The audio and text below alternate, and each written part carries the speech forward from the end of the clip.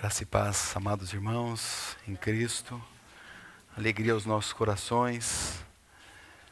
Já estamos desfrutando desse tempo, da presença do Senhor. E que possamos ter isso, cada vez mais, esse senso da presença do Senhor. Irmãos, cada vez mais, menos isso será presente no final dos tempos.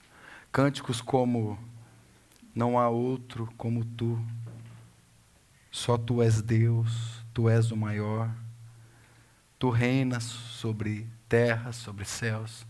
Porque daqui para frente é mais meu, eu quero, me dá, Senhor.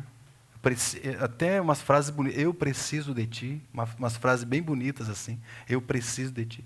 Senhor, faz algo novo em mim. É tudo eu. É tudo voltado para mim mesmo. Irmãos, o irmão do passado disse que cada vez mais seria menos tu és e mais eu sou nos cânticos. Aí a gente canta: a ti toda a honra, todo louvor em forma de vida. A ti supremacia, a ti todo poder, a ti graça e glória. E aí o cântico vai de maneira maravilhosa, apontando para a glória do nosso Senhor. Porque, irmãos, estejamos atentos, e isso está muito relacionado com aquilo que pretendo compartilhar hoje com os irmãos, que é o teor de uma pregação genuinamente bíblica, conforme o livro de Atos dos Apóstolos. Nós temos ali algumas pregações, alguns irmãos que se levantaram, e essa tarefa iniciou pelo apóstolo Pedro. E eu quero tomar duas palavras dele, na sequência, que eu vou fazer uma introdução, e nós vamos fazer uma análise dessas duas palavras. Eu quero dar uma palavra bem simples assim essa noite para os irmãos, mas para que a gente possa ver justamente isso. Para que a glória de Deus não seja roubada do culto que é a Deus. Nós não estamos aqui por causa de nós. Estamos aqui por causa do Senhor. E eu acho que os irmãos não estão interessados na minha história, mas estamos interessados na glória de Deus. Aquele que está sentado no trono, irmãos. Aquele que vive e reina poderosamente. Porque isso está virando uma droga, irmãos. Eu falo no sentido literal. As pessoas precisam mais e mais do eu, do quero, do tenho, do posso, do conquisto. Irmãos, onde nós vamos parar? Então, o grande risco é que nós estejamos com a palavra de Deus aberta, mas com a motivação errada e lendo de maneira equivocada. Porque tudo aqui aponta para a glória de Cristo. Tudo é para a glória do nosso Senhor que nos comprou. Mas antes de nós abrirmos no livro de Atos dos Apóstolos, eu vou pedir para os meus irmãos abrirem na carta de 2 Pedro. Porque eu quero tomar dois sermões do apóstolo Pedro, para nós observarmos ali o teor desses dois sermões. 2 Pedro, capítulo 2. Então eu quero pegar na própria fala dele, algo que certamente ele trouxe como uma carga, de tudo aquilo que ele viveu lá na igreja primitiva. Ele recebeu do próprio Senhor essa incumbência de pastorear o rebanho de Deus. E ele fez isso de uma maneira muito fiel, irmãos. Muito fiel. E quando ele chega aqui, já no final da sua vida, muito provavelmente pouco depois desse escrito, o apóstolo seria então martirizado, como todos os outros foram, exceto, possivelmente, o apóstolo João, que era o mais jovem de todos eles, que possivelmente morreu de velhice, talvez na Turquia ou talvez na ilha de Patmos. Mas todos eles, irmãos. Então, quando a gente vê o tipo de teologia que eu quero mais, eu tenho, é justamente a teologia do diabo. Porque ele disse para o Senhor: tudo isso eu te darei. Então as pessoas estão buscando. Irmãos, o diabo, ele não nega. Se você buscar, ele te dá. Mas quão sério é isso, porque nós desejamos o Senhor, a sua glória, desejamos Ele mesmo, a sua palavra, a simplicidade devidas a Cristo. Então que nessa noite Ele ministre aos nossos corações e entendamos de maneira muito clara aquilo que o Senhor deseja nos comunicar essa noite. O capítulo 2, irmãos, aqui no versículo, já a partir do primeiro versículo mesmo, eu quero tomar aqui 3 versos, esses 3 primeiros. Ele diz assim, 2 Pedro, capítulo 2, diz assim: assim como no meio do povo surgiram falsos profetas, assim também haverá entre vós falsos mestres, os quais introduzirão dissimuladamente heresias destruidoras, até o ponto de renegarem o soberano Senhor que os resgatou, trazendo sobre si mesmos repentina destruição. E muitos seguirão as suas práticas libertinas, e por causa deles será infamado, uma outra versão blasfemado, o caminho da verdade. Também movidos por avareza, farão comércio de vós, ou farão de vós negócio, com palavras fictícias. Para eles, o juízo lavrado a longo tempo não tarda, e a destruição não dorme. Atos dos Apóstolos. Voltemos então agora, irmãos, na cronologia, 30 anos na história. Muito provavelmente estamos voltando aqui 30, 34 anos. Porque aqui nós estamos bem no início do início da igreja. Bem o primeiro capítulo. Eu quero que os meus irmãos vejam apenas um verso aqui. Que diz, aquele Pedro, que nos disse aquelas palavras tão sérias a respeito dos falsos mestres, a respeito das consequências, a respeito daqueles que seguem os falsos mestres. Então, retornando aqui, 30 anos antes, ele diz a palavra do Senhor aqui narrado por Lucas, e naqueles dias, Atos capítulo 1, verso 15.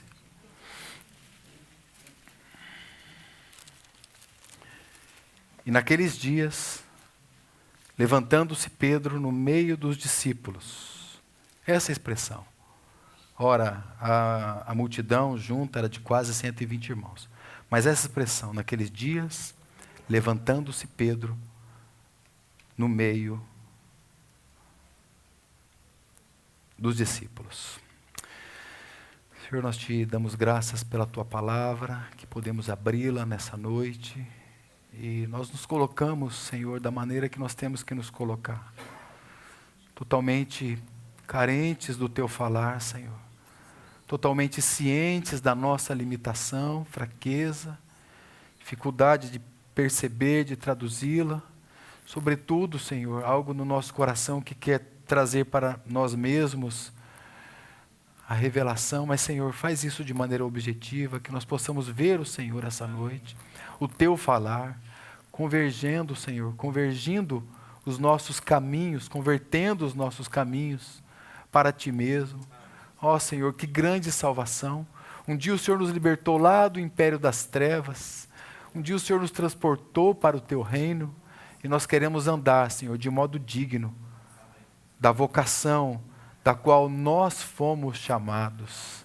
Em nome de Jesus, Senhor, essa noite, um pouco mais, edifica um pouco mais a tua vida em nós e fala-nos poderosamente para a honra e para a glória do teu nome. Amado Senhor, em nome de Jesus. Amém, Senhor. Amém, irmãos. Amém. Então nós voltamos aqui, como eu disse aos irmãos, 3 séculos aproximadamente. Quando Pedro escreve lá então a sua segunda epístola, ele está desejoso de compartilhar o crescimento espiritual para os irmãos, conhecimento da vida de Deus. Ele quer que os irmãos estejam mais firmes e firmados na confiança das Escrituras Sagradas. Ele faz então aquelas advertências de falsos mestres, de falsos profetas, porque ele está alertando que a segunda vinda do Senhor ela é próxima. Então estejamos atentos que cada vez mais esse falar fora da palavra, apartado da palavra de Deus, ele seria uma realidade. Então ele faz essa exortação para a perseverança, para a vigilância dos irmãos. E isso, irmãos, é muito significativo para nós. Porque isso está acontecendo hoje de uma maneira extremamente acentuada. Ou seja, a palavra de Deus deixou de ser palavra de Deus e passou agora a ser a palavra dos homens, palavra voltada, dirigida para os homens. Os homens, eles são, na verdade, aqueles que ele tem sede, tem desejo de multidão. O irmão Martin Lloyd Jones, ele dizia a respeito de que os homens ele têm um senso de pulpitismo, ele tem o desejo de ficar à frente, tem o desejo de púlpito, de microfone, ele quer estar como aquele mestre, como aquele homem que tem a última palavra. Irmãos, se o falar não for de Deus, não for do Senhor, de que adianta? Do que nós vamos nos encher? Nós vamos ouvir o quê, irmãos? Estamos cansados de nós mesmos. Então, como o Senhor precisa nos tomar essa noite?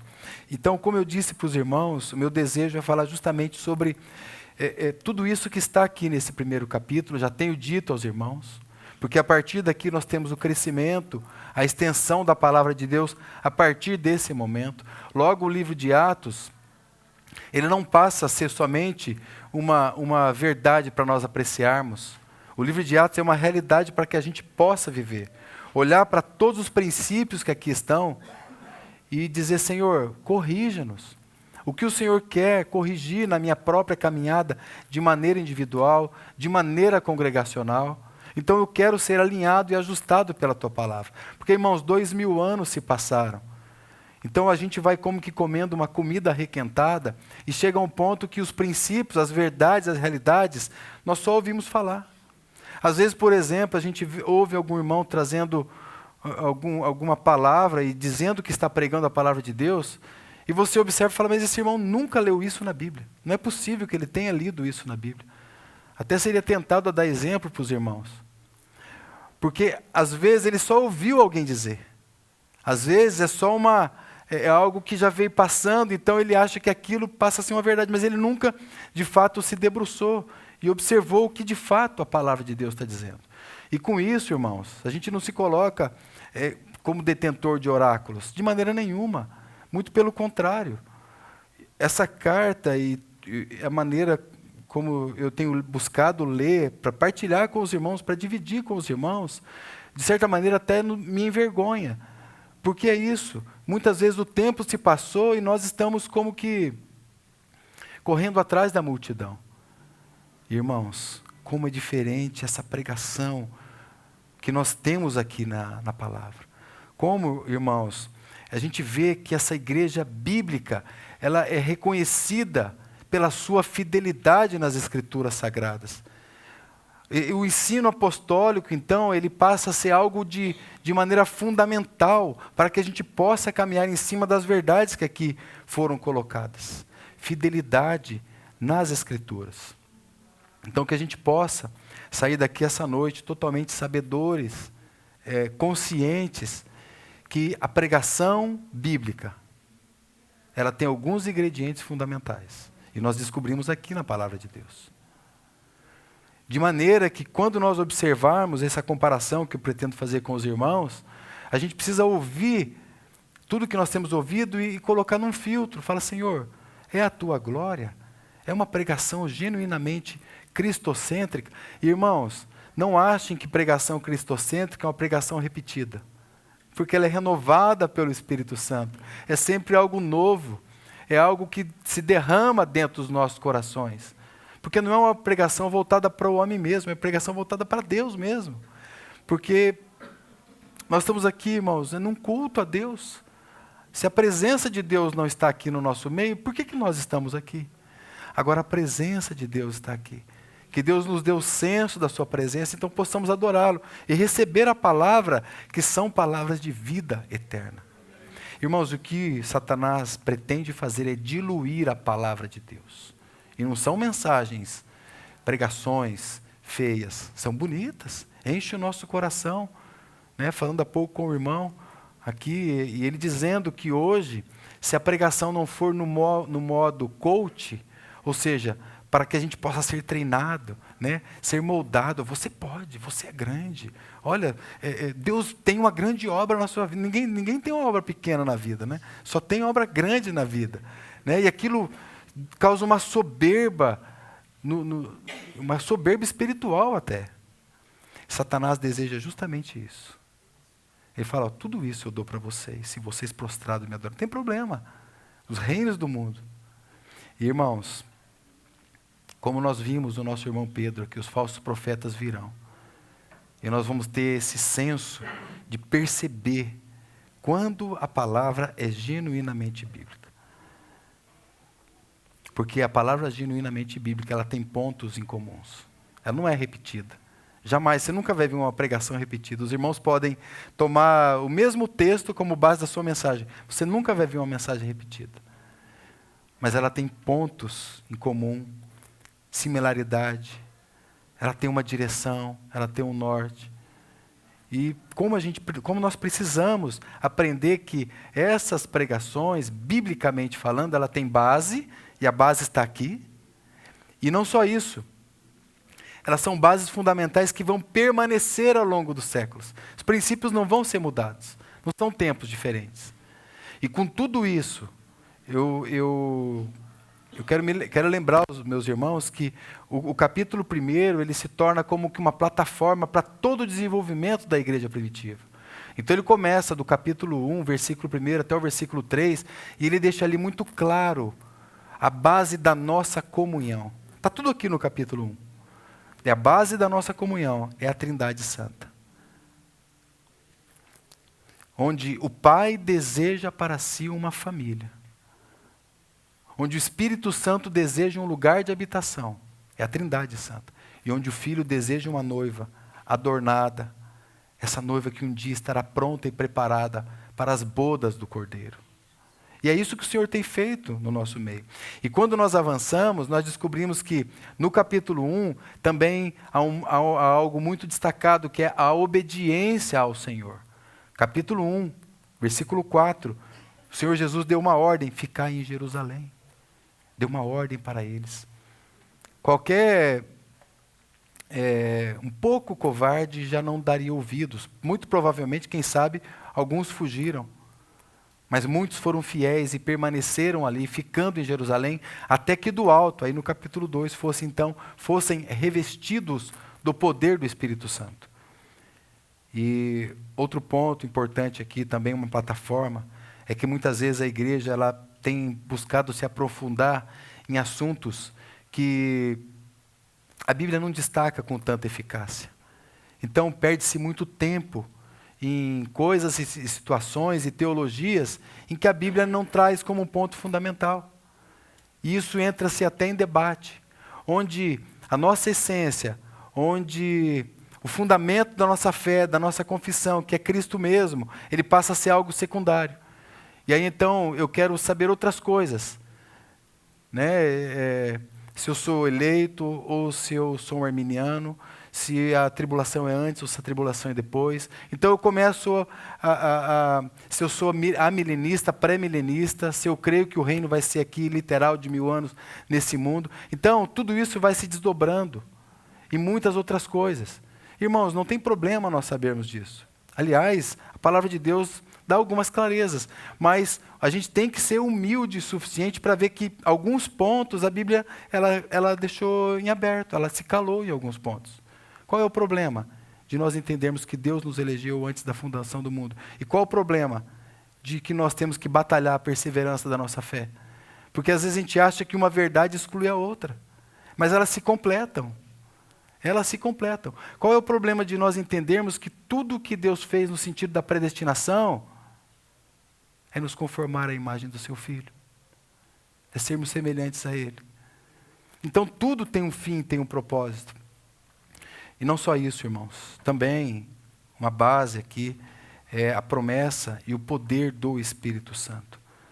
Então, ficar em Jerusalém, para que do alto, até que do alto sejais revestidos do poder. Então eles estavam ali, obedientes, por causa de uma promessa, que se cumpriu no capítulo 2, como eu disse. Também, irmãos, Outro ponto que está aqui é com referência à volta de Cristo. Esses irmãos, eles tinham no seu coração, de maneira muito pura e muito diária e muito constante, que o Senhor Jesus iria voltar para buscá-los. O Senhor Jesus viria. E nós temos que buscar no Senhor esse mesmo coração.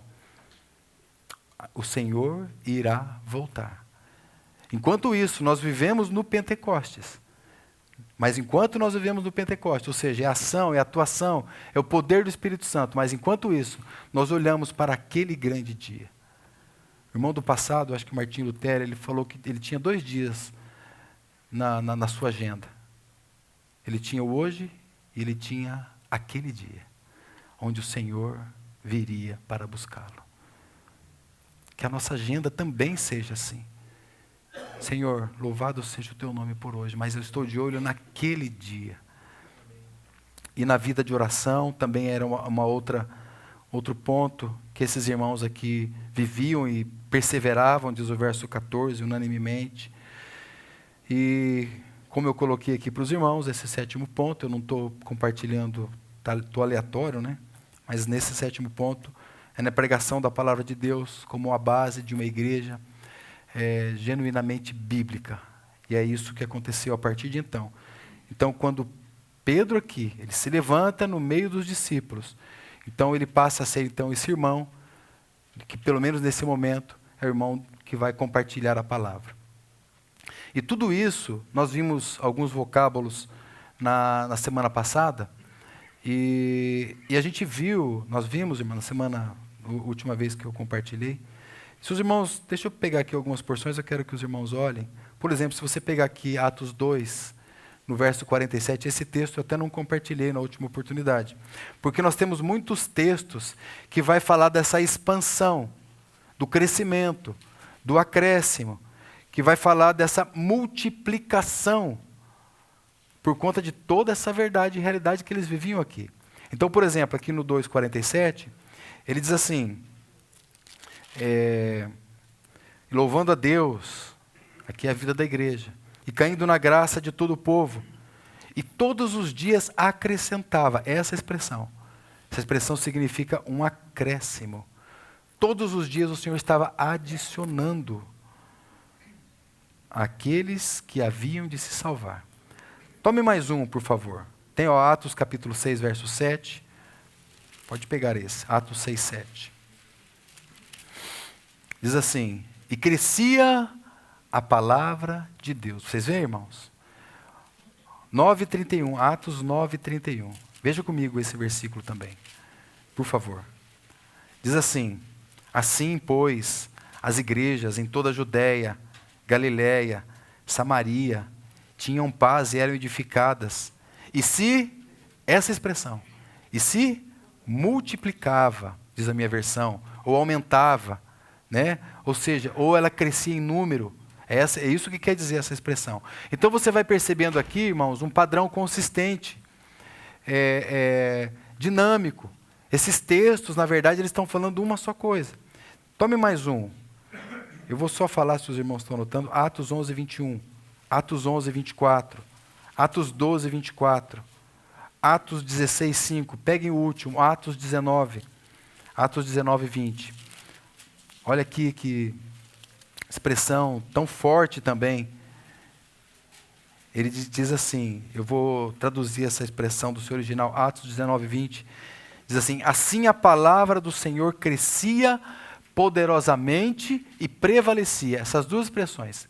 Crescia poderosamente e prevalecia. Ou seja, a palavra do Senhor ela se tornava cada vez maior. Ou seja, ela crescia. E prevalecia significava que a palavra do Senhor era tão saudável, e ela cada vez mais se fortalecia.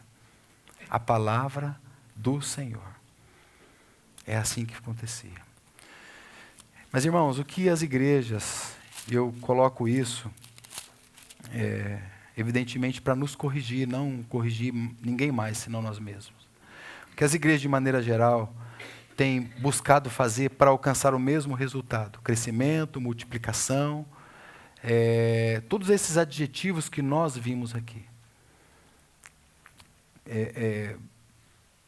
Aumentava, crescia em número, ela prevalecia. O que de maneira geral? Porque jamais podemos abrir mão da ação poderosa do Espírito Santo, da verdade, da realidade que esses irmãos aqui viviam, a ressurreição de Cristo. Interessante que esse tema, inclusive, esses irmãos, eles tinham isso tão consolidado nos seus corações.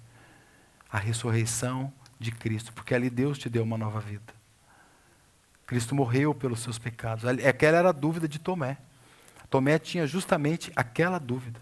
E é interessante que a palavra de Deus diz que se Cristo não ressuscitou, e olha que ele coloca em xeque toda a verdade cristã, se Cristo não ressuscitou, é vã a nossa fé. Se Cristo não ressuscitou, toda a nossa reunião, nós oramos, fechamos os olhos, tudo é em vão, irmãos. Então você vê que fica vinculado o poder da ressurreição de Cristo com uma verdade, uma realidade objetiva. Então, isso também era um modo de vida deles, além da volta de Cristo, como eu já disse para os irmãos. Além, irmãos, dessa pregação fiel e ousada da palavra de Deus. Porque, de maneira geral, hoje, se você der um Google aí, você pode colocar lá como alavancar, eu fiz isso, como alavancar o crescimento da sua igreja. Se você fizer isso, você vai ver ali pessoas te dando dicas de como você dá o crescimento, a multiplicação. E eu tomei uma aqui, ele diz assim, uma das respostas, ofereça um ambiente acolhedor para uma maior frequência de membros. Invista no relacionamento pessoal. E essas são estratégias humanas para crescer, multiplicar, ter mais membros, ter mais gente na plateia. Realize programas de integração para atrair e ter maior frequência de membros. Utilize recursos tecnológicos modernos. E por último, contrate-nos. Obtenha a nossa plataforma de gestão para a sua igreja.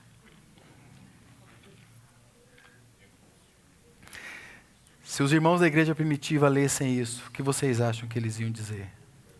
Pensar. Nós temos que ter o mesmo filtro, irmãos. Descartável. Precisamos tirar de lado. Não é assim que é o crescimento saudável e genuíno. Porque você pode estar pensando que você está indo para o céu, mas você está com uma teologia herética. E quão isso caro vai custar para a tua e para a minha alma, se nós desviarmos o caminho. Não há nada que esteja tão distante da descrição apostólica de uma igreja como o institucionalismo, eu vou explicar, e o eclesiasticismo. O institucionalismo é uma negação da descrição da igreja como corpo de Cristo. Negação da igreja como corpo de Cristo. É o institucionalismo. E de Cristo como cabeça da igreja, e do Espírito Santo produzindo e preservando a bendita unidade do corpo de Cristo.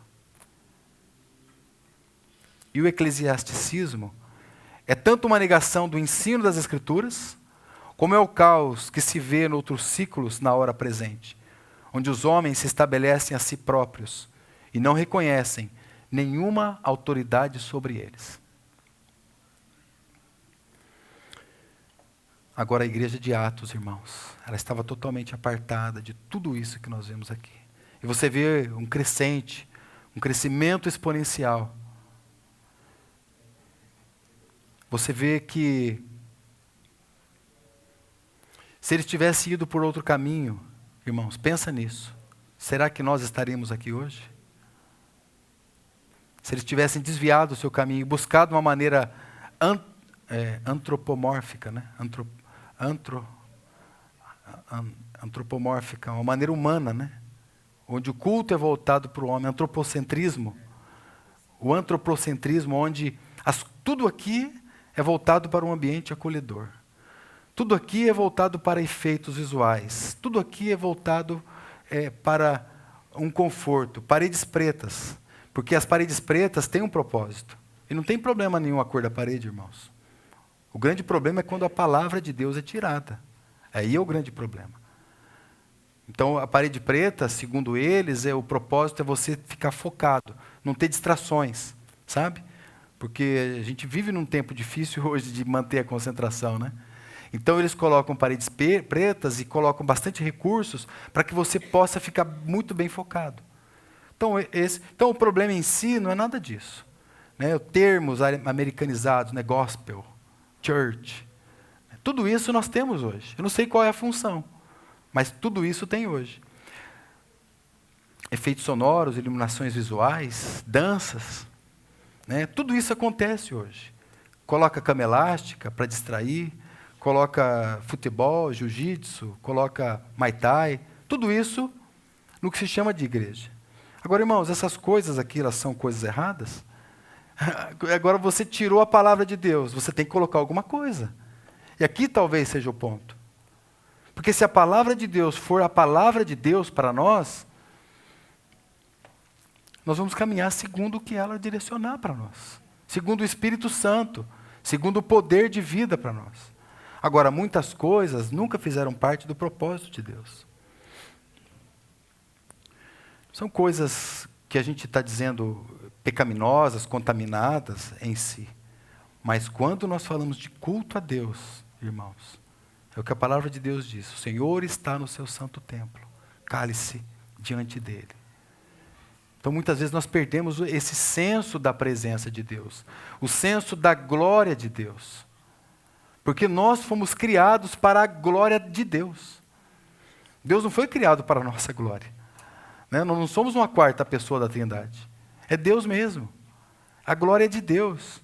Então, essas mensagens antropocêntricas, onde o foco é o homem, onde é necessário essa teologia coach, essas experiências pessoais e particulares para que o público fique mais focado e centrado. Agora, a palavra de Deus sendo abandonada. Essas coisas vêm para preencher realmente uma lacuna, irmãos, da exortação. Nós precisamos ser exortados. A lacuna da admoestação bíblica, nós precisamos ser ensinados. A lacuna do ensino bíblico escriturístico real, da fidelidade das Escrituras. E quantas vezes somos consolados com a palavra de Deus, palavra genuína do Senhor. Então é isso que Pedro está dizendo lá, vocês tomem cuidado, porque os falsos mestres, eles virão sim. Então, irmãos, nós estamos diante de tudo isso que foi adicionado. Foi tirado a palavra de Deus, tudo isso foi adicionado. E a gente esbarra aqui no conceito mais cristalino do que é pecado e do que é idolatria. O conceito mais cristalino do que é pecado e idolatria é você viver com o substituto. É você viver com aquilo que substitui as coisas que o Senhor preparou para nós na sua palavra. Então, se nós vivermos com o substituto, na nossa vida pessoal, irmãos, pense na sua vida individual. O que tem substituído a glória de Deus? O falar de Deus? Uma vida de devoção, de oração, de adoração particular. Tudo que tem substituído é uma vida vivendo com o substituto mesmo. É o conceito mais cristalino de idolatria, de apostasia. Posso adicionar. Agora, irmãos, essa igreja no sentido teológico, porque hoje a gente fala igreja, né? Então a gente tem que deixar claro, igreja no sentido teológico, a igreja como o corpo de Cristo, como a noiva do Cordeiro, como a assembleia de Deus, a noiva como aquela que foi chamada para fora, crescia em número, nós vimos aqui os textos, crescia em influência, as pessoas viam e queriam aquela fé, as pessoas olhavam de fora e falavam, eu quero isso. Eu quero essa mesma vida, eu quero esse mesmo consolo, eu quero esse mesmo ensino. A vida deles falava, irmãos, como Lázaro, por exemplo. Você não vê uma palavra de Lázaro na Bíblia. Né? Você vê Marta falando, Maria falando, mas você não vê uma palavra de Lázaro. Depois que ele ressuscita, ele está lá, na mesa com o Senhor. Então parece que a vida dele era um falar. A vida dele falava. As pessoas olhavam para lá e falavam, aquele lá foi o que ressuscitou, ele estava morto de 4 dias. A vida dele era um testemunho. Então essa igreja, irmãos, ela crescia, e era de forma, usar os termos aqui atuais, de forma orgânica, né? Não tinha engajamento, né? Era algo natural, sem estratégias humanas, sem o fermento dos fariseus, crescia, se multiplicava, avançava, influenciava as pessoas. Mas, irmãos, como eu disse, Pedro foi levantado aqui no meio dos irmãos. Então a pregação propriamente dita, nesse momento, estava em cargo de Pedro. Mas outros irmãos vieram depois. Se você pegar, por exemplo, no capítulo 7 de Atos, você vê Estevão.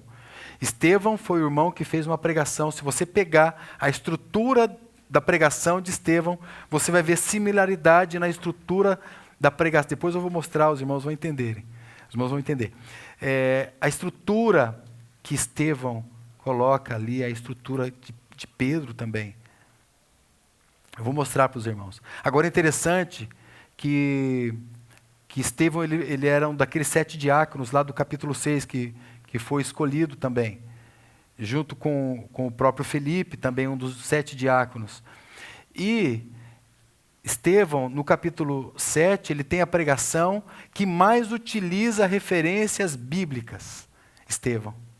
É uma pregação talvez a mais longa na palavra de Deus e que mais se utiliza de várias referências bíblicas. Por que isso? Nós precisamos abrir a Bíblia e olhar para a palavra de Deus e deixar a palavra de Deus de fato falar.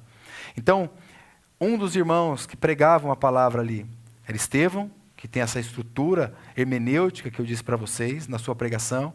O próprio Felipe. Barnabé também no capítulo 13, um líder da igreja em Antioquia. Tiago também está aqui, um próprio irmão do Senhor. Irmão, né, de carne mesmo. Líder da igreja em Jerusalém. O próprio Apolo, né, um grande pregador segundo a história, eloquente pregador em Alexandria. E faltou um, né? Saulo de Tarso. E eu quero mostrar só um detalhe na pregação de Saulo de Tarso. Se você pegar aqui o capítulo 9, é bem rápido, porque nós vamos para a pregação de Pedro, né? Atos aqui, capítulo 9. Veja só esse detalhe.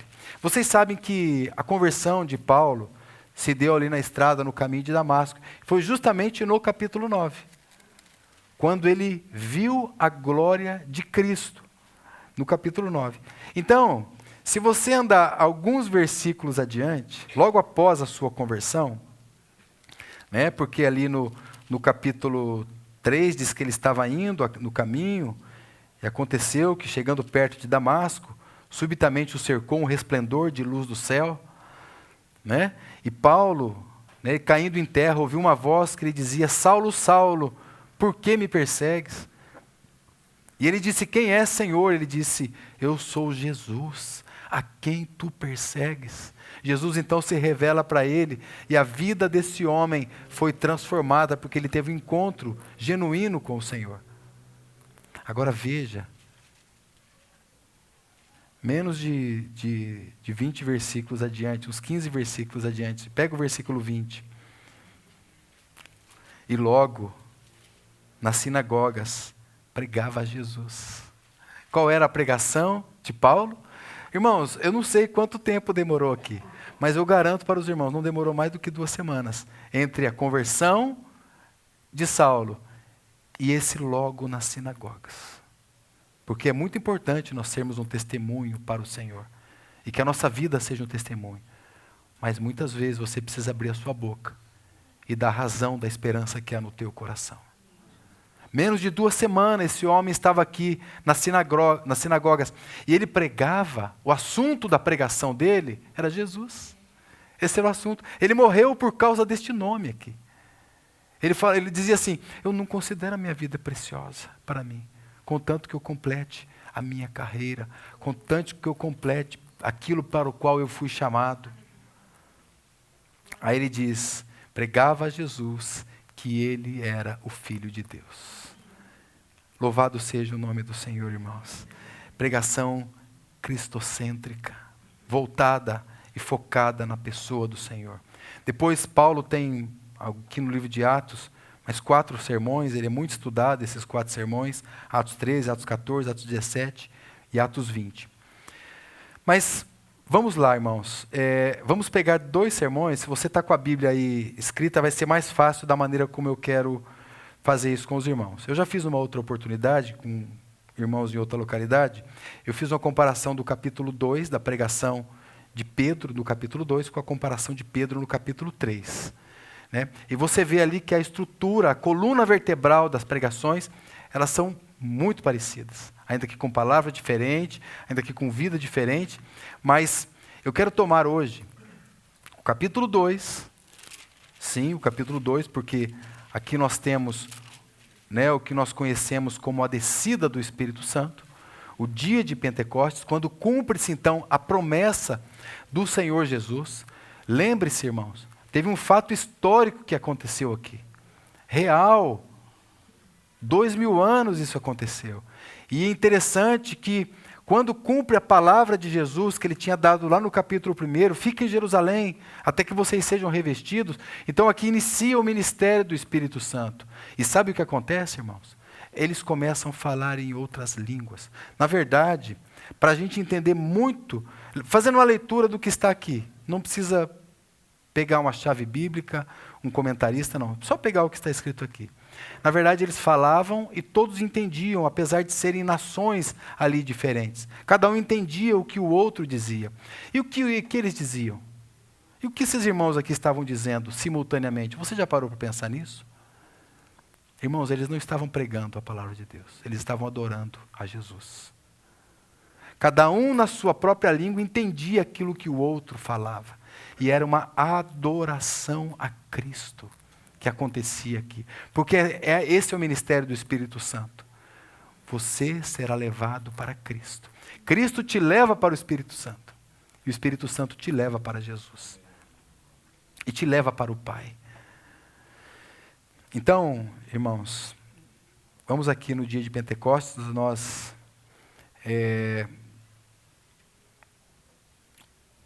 temos aqui no capítulo 2, eu quero primeiro pegar esse verso 12, tá? Você vai ficar com a Bíblia aberta. Se você está com o celular aí, abre 2 celulares, eu não sei como é que você vai fazer. Eu fiz em casa esse exercício, deu certo. E aí você vai fazer o seguinte, olha aqui, irmãos, que depois desse relato que eu acabei de fazer para os irmãos, no verso 12, diz que todos eles estavam maravilhados. E essa palavra maravilhados aqui é como se eles tivessem coberto de perplexidade, porque o outro falava e eles entendiam. Glorificavam e eles conseguiam compreender. Eles estavam como que atônitos, essa é a expressão. E aí tem uma versão, inclusive a minha, diz que eles estavam suspensos, né? Ou seja, eles estavam como que assustados com aquilo que estava acontecendo. Né? Meio que perdidos, até confusos, de ver todo aquele movimento de glória de Deus ali. Então foi algo muito novo que passou a acontecer. E por que eles estavam então maravilhados? O verso 7 diz que todos estavam pasmados e se maravilhavam, dizendo uns aos outros: pois que não são galileus todos esses homens que estão falando? Como, pois, ouvimos cada um na nossa própria língua em que somos nascidos? Então esse é o motivo. Agora, irmãos, você vai observar no versículo 13, tá? Do capítulo 2 ainda, versículo 13. Você vai observar algo aqui, que outros estavam zombando e diziam: estão cheios de monstros. Ou seja, estava dizendo assim, mas como que pode eles estarem bêbados agora? É tão cedo, tão de manhã, porque a bebida, no conceito, produz alegria. Então eles viam que estavam tão felizes. E falaram, mas eles estão bêbados. Só pode estar bêbado. Não tem outra explicação pelo fato de eles estarem assim, nessa hora. Né? E Pedro aqui, ele vai se levantar dizendo: Pedro, porém, pondo-se em pé, com os 11, quem diz que Matias nunca mais apareceu depois que foi escolhido, está enganado, viu, irmãos? Aqui está o Matias também. Tá? Matias está aqui junto. Então Pedro, verso 14, pondo-se em pé com os 11, levantou a voz e disse-lhes: varões judeus, e todos os que habitais em Jerusalém, Seja-vos isto notório, escutai as minhas palavras. Estes homens não estão embriagados, como vós pensais, sendo a 3ª hora do dia, 9 horas da manhã. Começava a contar já às 6 da manhã, né? Irmãos, quando a palavra de Deus vem, anote isso. Ela vem para corrigir o nosso pensamento. E é isso que Pedro está dizendo assim, eu quero corrigir o teu pensamento. A respeito do que de fato está acontecendo no reino espiritual. Corrigir o teu pensamento. Agora vamos para o capítulo 10, deixa a mão aqui, tá? Porque aqui agora o capítulo 10 é uma passagem extremamente significativa. Nós sabemos que a partir daqui então, nós também que não éramos povo judeu, nós também tivemos entrada no cristianismo por conta justamente do capítulo 10. Então aqui marca a nossa inclusão, marca a inclusão dos gentios na comunidade cristã. É a partir do capítulo 10, então, que nós temos essa luz, essa explicação de que nós também podemos ser povo de Deus. Então, aqui, nós temos a demonstração de que o Evangelho e o dom do Espírito Santo são para todas as pessoas que creem no Senhor, para todos. É isso que nós temos aqui no verso 10. Agora, pensamentos precisam ser corrigidos. Assim como Pedro lá fez, aqui Pedro também vai fazer. Não sei se os irmãos se lembram da cena, mas aqui fala do centurião Cornélio. E a palavra de Deus diz que o centurião Cornélio era um homem muito piedoso, um homem muito temente a Deus. Não era judeu, era um gentio. Mas ele era muito temente a Deus, ele amava muito o Senhor, vida de oração. Um irmão que fazia boas obras, a palavra de Deus deixa isso muito claro. E diz que Deus visitou aquele homem. E quando Deus o visita, Deus fala assim, olha, ele era um centurião romano. Ou seja, ele tinha sob a sua autoridade ali aproximadamente 100 soldados romanos. Então Deus diz para ele, toma os seus homens, toma 2 homens e manda lá encontrar com Pedro. E eu quero que você ouça o que Pedro tem a dizer para vocês. Aí ele fez isso, ele pegou 2 homens dele e falou, ó, Deus deu o endereço direitinho, falou, ó, Pedro está lá, está bem no capítulo 10, o primeiro aqui. Ó. Havia em Cesareia um varão por nome Cornélio, centurião, da corte chamada italiana, piedoso, temente a Deus, com toda a sua casa, o qual fazia muitas esmolas, está vendo? Ao povo, de contínuo orava a Deus. Este, quase a hora 9 do dia, viu claramente numa visão um anjo de Deus, que se dirigia para ele e dizia, Cornélio. Este, fixando os olhos nele e muito atemorizado, disse, que é, Senhor? E o anjo lhe disse, as tuas orações, as tuas esmolas, têm subido para a memória diante de Deus. Agora, pois, envia homens a Jope. Está vendo? Uma ordem para ele. Manda os homens lá para Jope. Manda chamar Simão, que tem por sobrenome Pedro. Este está com certo Simão, curtidor, que tem a sua casa junto do mar. Ele te dirá o que você deve fazer. Então, esse é o contexto. Esse é o panorama aqui do capítulo 10. E então, ele faz justamente isso. E quando então os homens vão, Pedro também estava orando, e Pedro teve uma visão de que aquilo também aconteceria. Porque Pedro jamais se misturaria com os gentios, mas teve uma visão da parte do Senhor. Então Pedro seguiu aqueles homens e foi junto deles. É interessante, né, que quando ele chega lá, Cornélio, já todo devoto, já se prostra diante de Pedro. Né? Se fosse um apóstolo, um pastor já dessa época, aí, um pouco mais, né, assoberbado, né, já ia ficar feliz, porque o homem já se prostrou. Pedro não, irmãos. Pedro disse, eu sou um homem que nem você. Não faça tal coisa. Veja, irmãos, veja, olha esse coração, olha como deve ser também o nosso coração diante de todas as coisas. Agora, corrigir falsos pensamentos é necessário. E esse aqui é o primeiro ponto que também nós vemos aqui no versículo 28, do capítulo 10, avançando, né? A parte B diz assim, mas Deus mostrou-me que a nenhum homem chame comum ou imundo, corrigindo falsos pensamentos. A nenhum homem você chame comum ou imundo. Agora vai ficar mais claro com o verso 34. Porque Deus, e abrindo a boca, aqui Pedro começa a pregar para eles, tá? E aqui então inicia a partir do verso 34, o teor da pregação de Pedro. A partir do verso 34, é a comparação que nós vamos fazer. Então ele diz assim, corrigindo falsos pensamentos. E abrindo Pedro a boca, disse, reconheço por verdade que Deus não faz acepção de pessoas. corrigindo falsos pensamentos. Olha o 35. Pelo contrário,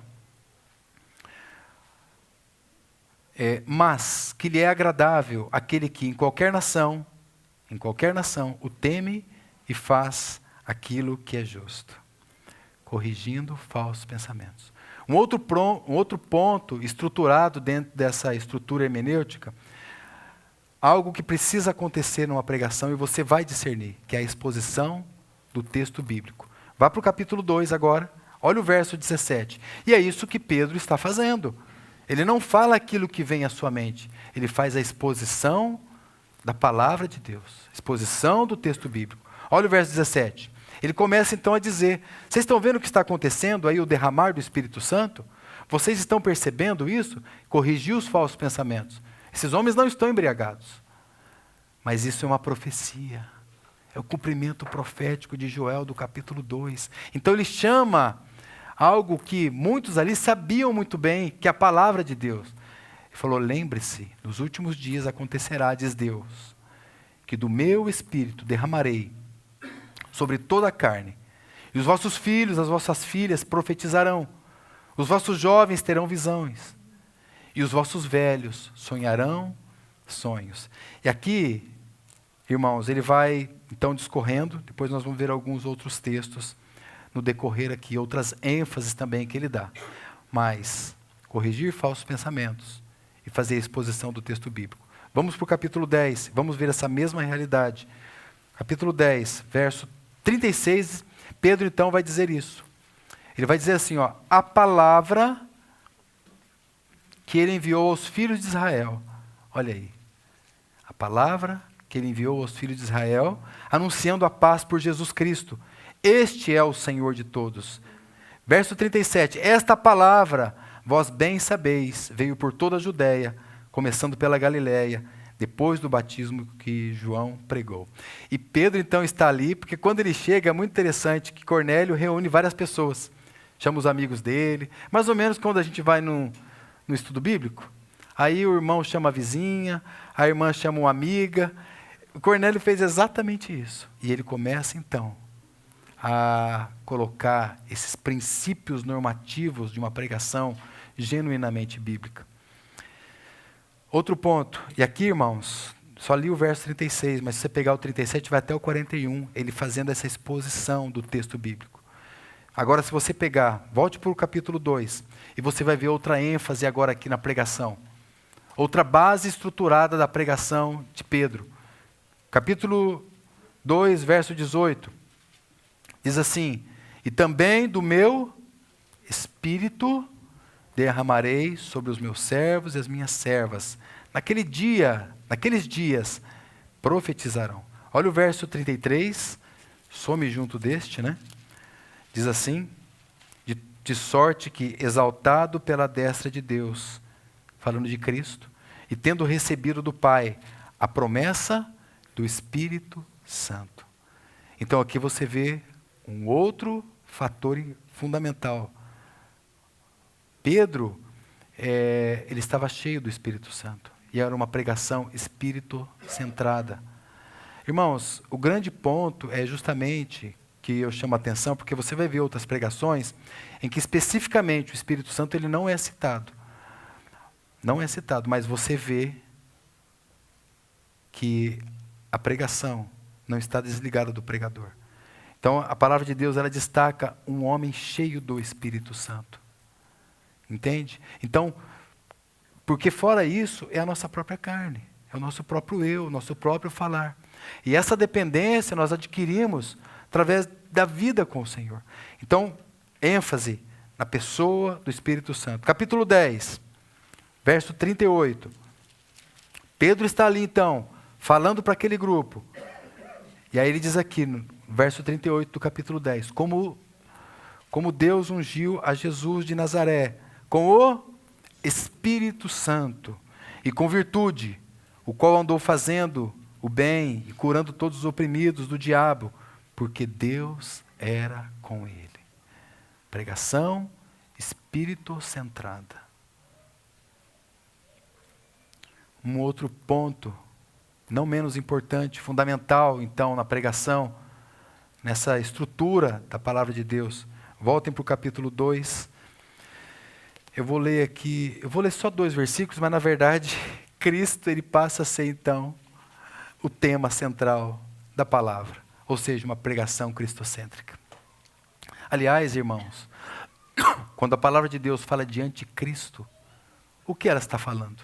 Quando João disse, muitos anticristos já estão no meio de vós, o que ele está dizendo? É quando Cristo é tirado de cena. É quando o foco, é quando o alvo, é quando a essência não é Cristo mesmo. É quando toda a mensagem não foi levada para o ponto central, que é a pessoa, a vida, a obra do Senhor Jesus.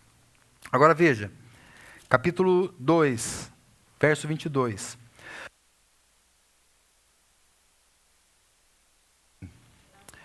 Ele diz assim, varões israelitas, escutais essas palavras. A Jesus Nazareno, varão aprovado por Deus entre vós, com maravilhas, prodígios, sinais que Deus fez por meio de vós, como vós mesmos bem sabeis. A este que vos foi entregue pelo determinado conselho e presciência de Deus, tomando-o vós, o crucificastes e o mataste pelas mãos dos injustos. E aí, irmãos, ele vai, não vamos ler tudo por causa justamente do tempo, mas ele vai então discorrendo e falando. Só veja o 33 comigo. Ele diz assim, de sorte que, exaltado pela destra de Deus, e tendo recebido do Pai a promessa do Espírito Santo, derramou isto que agora vedes e ouvis. Porque Davi não subiu aos céus, mas ele próprio diz, disse o Senhor ao meu Senhor, assenta-te. Ele está colocando Davi aqui como um profeta agora. E coloca toda a sua mensagem, todo o seu foco na pessoa de Cristo. Irmãos, resultado então, resultado da necessidade de nós termos a nossa mente mudada, corrigida, com falsos pensamentos que muitas vezes nós trazemos. Primeiro ponto, exposição do texto bíblico, ênfase na pessoa do Espírito Santo. Irmãos, irmãs, com vida na reunião, vida da presença, da glória do Espírito Santo. Mensagem espiritocentrada, uma palavra cristocêntrica. Resultado. Vamos ver. Capítulo 2, verso 41. De sorte que foram batizados os que de bom grado receberam a sua palavra. E naquele dia agregaram-se quase 3.000 almas. Louvado seja o nome do Senhor. Se você fizer a mesma comparação da mensagem do capítulo 2 com a mensagem do capítulo 3, você vai ver que depois, então, são 5.000 almas que foram agregadas. Não precisou de outra coisa, senão isso que nós acabamos de falar. Não teve necessidade de nenhuma estratégia humana. Precisou da palavra de Deus para que isso acontecesse. Agora, claro, irmãos, nós não buscamos número, crescimento, nada disso. Nós buscamos Cristo. E é isso que nós precisamos, é dele que nós precisamos, até o último dia das nossas vidas. Veja o resultado ainda, capítulo 10, versículo 44. E dizendo Pedro ainda estas palavras, estava lá pregando para aquele grupo, estava falando com aqueles irmãos, e diz que Pedro estava falando essas palavras, caiu o Espírito Santo sobre todos os que estavam ouvindo a palavra de Deus. Sobre aqueles gentios que não se achavam povo. Verso 45. E os fiéis que eram da circuncisão, todos quanto tinham vindo com Pedro, maravilharam-se de que o dom do Espírito Santo se derramasse também sobre os gentios. E nós somos testemunhas disso, irmãos. Nós também, nós que nascemos de novo, nós que nascemos do alto, nós que nascemos de Deus, nós também temos o mesmo Espírito Santo. E não podemos viver sem essa pessoa. É impossível para nós agora vivermos sem a pessoa bendita do Espírito Santo. Agora veja, não terminou por aí as pregações. Ainda teve uma admoestação e teve uma exortação.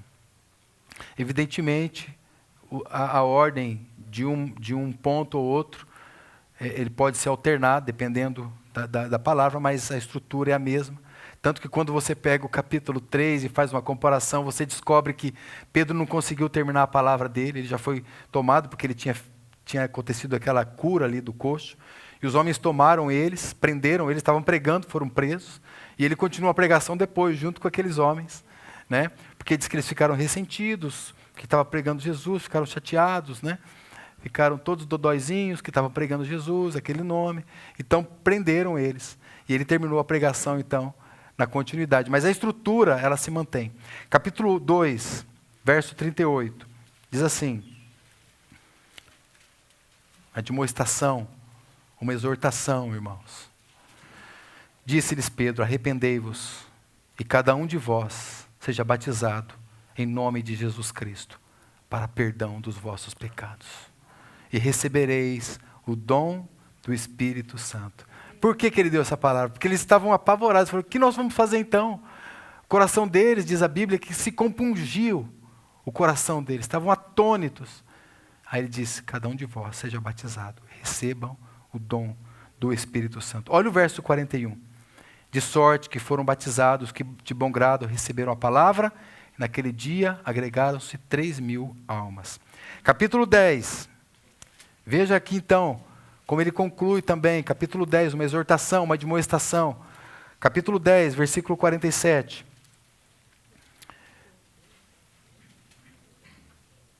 Respondeu então Pedro: pode alguém porventura recusar a água, para que não sejam batizados estes que também receberam, como nós, o Espírito Santo? E mandou que fossem batizados. Mandou que fossem batizados em nome do Senhor. E então eles rogaram para que Pedro ficasse com eles ali mais alguns dias.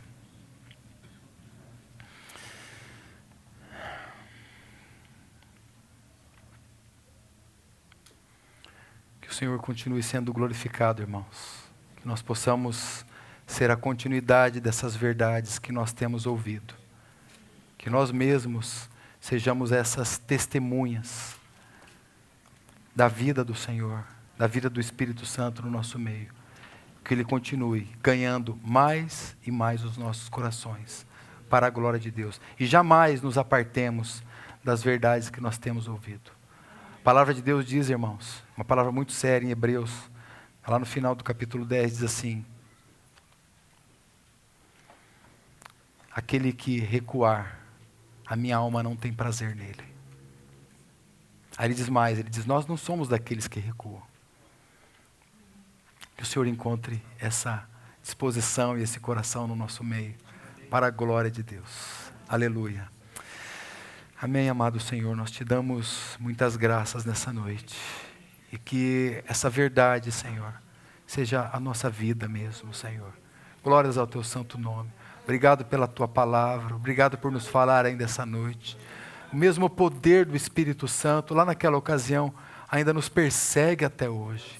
Ó Senhor, nós queremos ser fiéis a tudo que o Senhor tem nos dado, para a honra e para a glória do teu nome. Livra-nos de nós mesmos, Senhor. Livra do humanismo, livra das nossas próprias experiências, do engano, que nós possamos cada vez mais e mais olhar para o Senhor. Que o Senhor está sentado nesse alto e sublime trono. Que maravilha aos nossos corações. O Senhor é aquele que intercede por nós. E obrigado, Senhor. Te louvamos porque o Senhor tem velado pelos seus. E nós queremos, Senhor, desde então, perseverar firmes para a glória do teu nome. Em nome de Jesus, Pai. Amém. Amém, Senhor. Amém, irmãos. Deus abençoe grandemente, ricamente. Uma ótima semana a todos. O Senhor guarde cada um dos corações. Em nome de Jesus. Amém.